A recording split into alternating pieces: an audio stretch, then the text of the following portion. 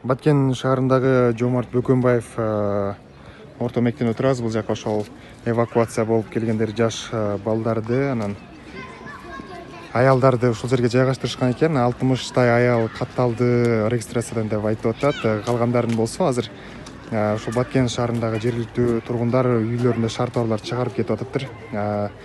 Ичинде болсо атайын мынакей медициналык каражаттар бардыгы бар, санитардык эрежелер менен сакталган. Анан Кызыл Жарым ай коому дагы жардам берип жатыптыр. Бул жакта атайын волонтерлор бар экен да, ичинде ошо спорт залынын ичинде атайын балдарга моундай орундуктар жайгаштырылган. Ар жана кухнянын ичинде да бар экен, коридордо да бар. Ушундай эле Баткен шаарындагы номер 3 мектепте да ушундай орундуктар даярдалыптыр мынакей. Анан Бишкектен ушул жанагы гуманитардык жардам жөнөткөндөр, тамак аш жөнөткөндөр ушул Жомарт Бөкөнбаев мектебине номер 3 Баткен шаарындагы мектепке ушул жерде жаш балдарга дагы алып келсе, тамак аш ташыгандар жакшы болмок.